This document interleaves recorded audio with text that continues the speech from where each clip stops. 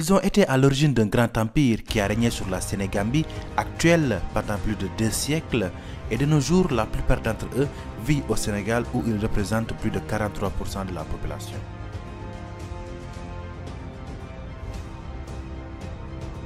Majoritaires dans les provinces du Jolof, du Kayor, du Bawal, du Saloum, de la presqu'île du Cap-Vert et du Waalo, on peut quand même les retrouver dans toutes les autres provinces du Sénégal, ainsi qu'en Mauritanie et en Gambie, où ils représentent respectivement 9 et 16% de leur population.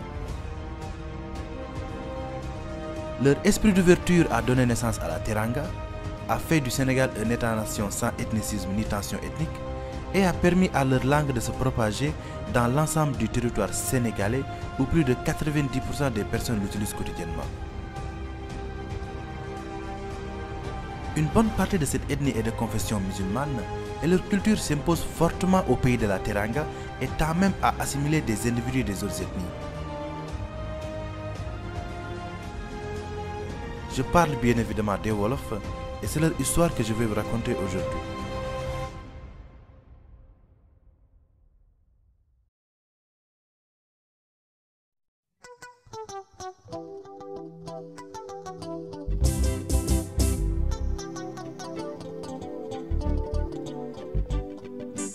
D'après Cheikh Anta Diop, Théophile Obenga ou encore Aboubakry Moussa Lam, les Wolofs comme bon nombre de peuples africains seraient originaires de la vallée du Nil.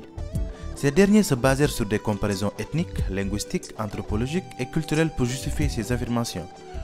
Une première contestation à cette théorie fut la classification des anciens égyptiens dans le groupe kamito-sémitique, alors que les Wolofs sont cités parmi ceux du groupe nigéro-congolais. Mais cette classification a été faite par les mêmes personnes qui nous ont colonisés, qui nous ont nié notre histoire pendant des siècles pour mieux ancrer les processus d'aliénation culturelle et d'assimilation politique et qui, à l'époque, en pleine période d'impérialisme et de colonisation, ne pouvaient pas concevoir que l'idée d'une origine noire de l'Égypte se propage. Mais Cheikh Anta Diop et ses disciples ne furent pas les premiers à dire que les Wolofs ont des origines égyptiennes. En effet, des décennies plus tôt, un Sénégalais du nom de Yoruboli Diaw, né dans le Waalo en 1842, faisant des enquêtes pour le compte des Français auprès des griots et des vieillards, surtout dans le Kayor, affirmant que la plupart des peuples du Soudan occidental provenaient d'Égypte et a décrit 6 migrations de l'Égypte à la vallée du fleuve Sénégal. L'une de ces migrations fut celle des Wolofs. Parmi ces migrations, nous pouvons citer celle des Djaogo, qui fondèrent le royaume du Tekrour, qui devient à partir du 8e siècle vassal de l'Empire du Ghana. Au XIe siècle, l'Empire du Ghana fut attaqué par les Almoravides menés par Aboubakr ibn Omar, qui, avec l'aide de Warjabi, communément appelé Waré Djabi Ndiaye chez les Wolofs, provoquèrent la chute de l'Empire du Ghana. Cet événement causa le déplacement de plusieurs peuples, dont les Wolofs qui décidèrent de s'installer dans un territoire qu'ils baptisèrent Laf. Et c'est dans ce contexte qu'ils vont être appelés Walaf, qui signifie ceux qui viennent de Laf ou ceux qui vivent à Laf, d'où l'étymologie du mot Wolof, indiquant de nos jours l'ethnie et la langue. Selon la tradition orale Wolof, Jolof Meng, supposé d'origine manding, serait le fondateur du premier village Wolof. La question qu'on se pose est que, comment une personne d'origine manding a pu créer le premier village Wolof? Il y a évidemment 2 réponses possibles. Soit l'ethnie Wolof est née d'un brassage de plusieurs autres ethnies, soit le fait qu'il y ait des personnes d'origine manding, peul, etc. réside d'une assimilation ethnique de la part des Wolofs. La première est plus crédible quand on tient compte de la procédure d'intronisation des rois dans le Waalo. En effet, du XIVe siècle jusqu'au XIXe siècle, c'est les Mbodj qui régnaient dans le Waalo. Le roi portait le titre de Brak et à la mort d'un Brak, le suivant devait se nommer Mbodj et devait être choisi au sein des 3 chambres maternelles, c'est-à-dire des 3 familles. Ces 3 familles étaient les Logar d'origine Maure, les Djossi d'origine Serer et les Tedjek d'origine Manding et Pulaar. La deuxième possibilité, celle de l'assimilation, qui est d'ailleurs la plus crédible, respecte la théorie de Diop, c'est-à-dire la théorie qui stipule que les Wolofs proviendraient d'Égypte, et est conforme avec l'organisation sociale des Wolofs. En réalité, dans le Tekrour et ses alentours, avant la chute de l'Empire du Ghana, les Wolofs y vivaient avec les Maures, les Serer, les Soninké, les Alpulaar, les Peul, etc. Cette cohabitation a engendré des échanges avec ces peuples et c'est de cette façon que les Wolofs avaient assimilé certains individus des autres ethnies. Raison pour laquelle on voit par exemple des patronymes comme Silla, Cissé ou Touré qui sont en réalité d'origine soninké mais très fréquents chez les Wolofs. La théorie de l'assimilation est surtout justifiée par l'organisation sociale des Wolofs. Mais avant d'entrer sur ce sujet, nous allons parler d'un homme retenu comme étant l'ancêtre mythique des Wolofs et de l'empire qu'il va créer, déclenchant ainsi le processus de wolofisation.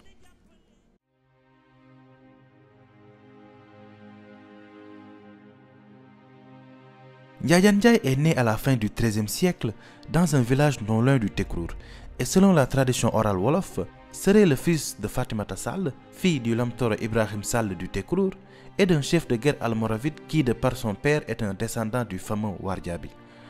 Après la mort de son père, tué par un archer soninké non loin de Bakel, sa mère se maria avec un Maure du nom de Barik Bo. C'est de cette union que va naître Barka Bo, dont son nom wolofisé devient Barka Mbodj. Mais la nouvelle situation familiale ne plut pas à Ndiaye. De ce fait, il décida de s'exiler dans le Waalo où son intelligence le permit de gagner la confiance des lamans et des chefs de village et d'être nommé régent du Waalo. Donc en réalité, Ndiaye ne fut ni un Wolof ni l'ancêtre des Wolofs, mais il intégra la culture Wolof depuis l'adolescence et avec l'aide du mat assinique Maïssa Wali Dione, fonda l'empire du Jolof.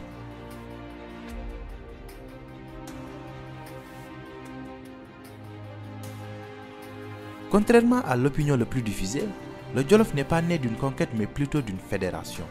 Face à la domination malinké, le roi du Sine Maïssa Wali, au courant des exploits de Ndiaye Ndiaye, organise une rencontre avec ce dernier pour une éventuelle coalition contre l'empire mandé. Ainsi, Ndiaye fonda l'empire du Jolof en réunissant tous les rois, lamans et chefs de village à l'ouest du Tekrour, au nord de l'actuel fleuve Gambie et au sud de l'actuel fleuve Sénégal, devenant de ce fait le premier Bourba Jolof. Au fur et à mesure que les années passent, le Jolof va s'agrandir. Au XVe siècle, le Tekrour, dirigé par le tribu berbère des Lemtouna, va tomber aux armes du Bourba Jolof Tchoukuli Ndiklam Sare Ndiaye, qui, à partir de 1420, gouverna le Tekrour grâce à ses gouverneurs tributaires comme les Farba et les Lamtoro. Parmi ces Farba, nous pouvons citer les Farba Walalde, de patronyme Djeng, les Farba de Ndjoum et les Farba Ndiawal qui sont des Diop. Tchoukuli Ndiklam va continuer sa conquête notamment au sud du Tekrour, dans le Namandiru, où régnait la dynastie des Belep, brassage de Berbères et d'Alpulaar, de patronyme Ndaw. Il va aussi soumettre les nobles Peuls du Tinor, de patronyme Top, Djoum et Tchomban. À la mort de Tchoukuli Ndiklam, son fils, le Bourba Jolof Leyti Tchoukuli Ndiklam, élargit davantage l'empire. Il prend possession des royaumes de Wuli, de Niani et du royaume aurifère de Ngalam Gadiaga.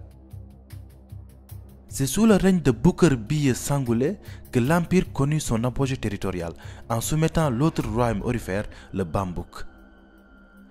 Ainsi, les Wolofs se retrouvaient à la tête d'un empire puissant et imposaient la langue Wolof dans les quatre coins de l'empire. Et c'est la raison pour laquelle, de nos jours, le Wolof est parlé dans les quatre coins du territoire sénégalais.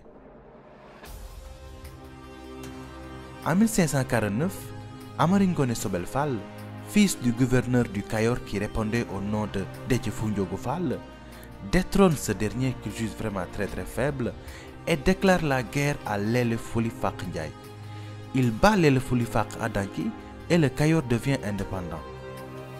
L'empereur mourut à Danki et des querelles de succession déstabilisent l'empire.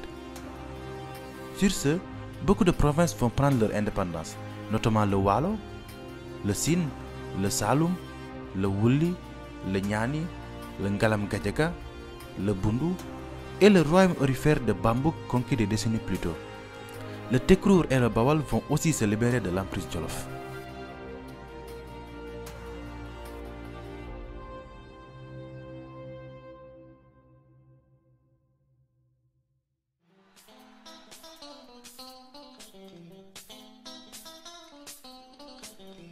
La structure sociale traditionnelle des Wolofs ressemble à celle des ethnies Toucouleur, Mandeng et Serer. C'est une société de caste.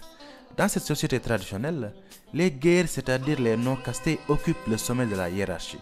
C'est dans ces guerres que l'on retrouve l'aristocratie, autrement dit les garmis. Parmi cette aristocratie, on peut citer le bourg, c'est-à-dire le roi, les grands notables de la cour, les kangam qui étaient les chefs de province et la lingère qui était la reine. Après les garmis vient une autre catégorie de guerre, les jambour. Ces derniers sont des non-castés, ne faisant pas partie de l'aristocratie, mais étant généralement aisés et jouissant de nombreux privilèges. Les Jambour étaient généralement constitués de familles de riches marabouts, commerçants ou propriétaires terriens. Viennent ensuite les Badola, la dernière catégorie de guerre, qui n'est rien d'autre que le trait d'union entre les guerres et les artisans. Les Badola sont des hommes libres, la plupart de simples paysans, vivant de l'agriculture ou de modestes marabouts tout couleur ou soninké wolofisés.